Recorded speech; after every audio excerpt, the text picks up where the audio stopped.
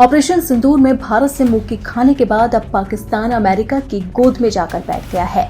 वो अमेरिका के तलवे चाटने लगा है।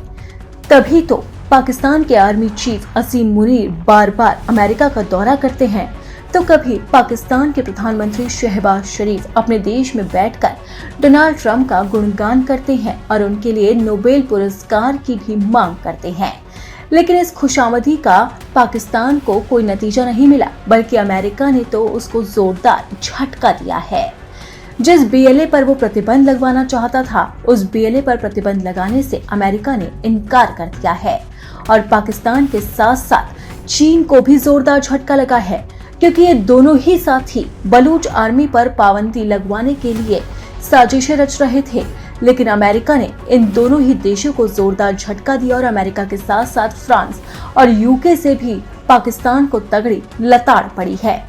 दरअसल पाकिस्तान में सक्रिय विद्रोही संगठन बलूच लिबरेशन आर्मी और उसकी मजीद ब्रिगेड को संयुक्त राष्ट्र की पाबंदी सूची यानी कि 1267 में शामिल कराने के प्रस्ताव पर अमेरिका ने वीटो लगा दिया।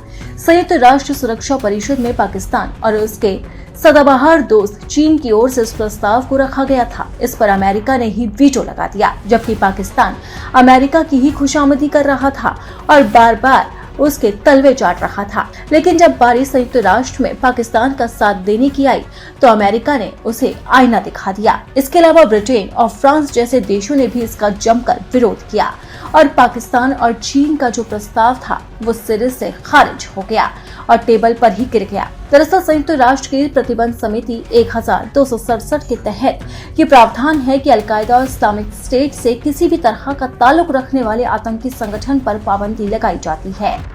ऐसे संगठनों की संपत्तियों को दुनिया भर में जब्त भी कर लिया जाता है। इसे लेकर अमेरिका, फ्रांस और ब्रिटेन ने कहा है कि जिस बलूच लिबरेशन आर्मी और उसके आत्मघाती मजीद ब्रिगेड पर पाबंदी का प्रस्ताव है, उसका अलकायदा से कोई कनेक्शन नहीं है, इसीलिए उस पर प्रतिबंध लगाने का कोई मतलब ही नहीं बनता है। आपको बता दें कि बलूच आर्मी पाकिस्तान की सरकार के खिलाफ है और लगातार वो पाकिस्तान से आजादी की मांग कर रहे हैं और इसे लेकर भी कई बार विद्रोह भी हो चुका है। यहाँ तक कि पाकिस्तान में जो जाफर एक्सप्रेस हाईजैक की गई थी, वो भी बलूच आर्मी की तरफ से की गई थी और उन्होंने पाकिस्तान सरकार को जमकर लताड़ा था और इसीलिए पाकिस्तान लगातार बीएलए को अपने निशाने पर रखता है और इसका साथ देता है चीन। लेकिन अब पाकिस्तान से लेकर चीन तक को जोरदार झटका लगा है, क्योंकि अमेरिका ने ही उसका साथ देने से इनकार कर दिया।